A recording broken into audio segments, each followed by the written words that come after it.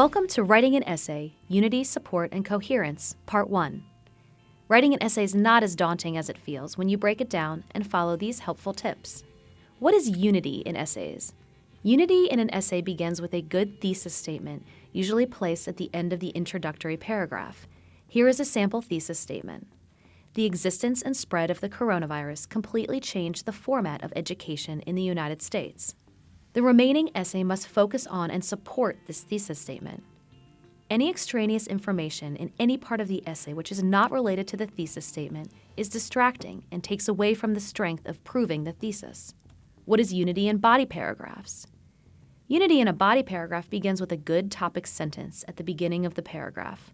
A good topic sentence summarizes the paragraph's main point.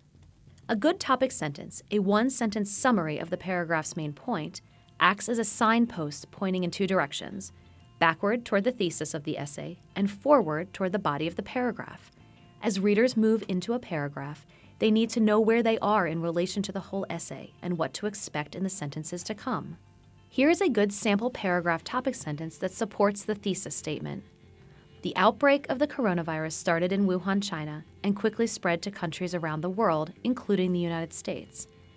Notice how this paragraph topic sentence points in two directions, backward to the thesis of the essay and forward to the body of the paragraph that will give background information on the coronavirus and its impact on education in the United States.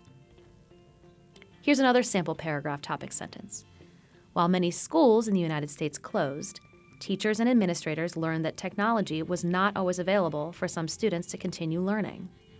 Notice again how this paragraph topic sentence points backward and forward.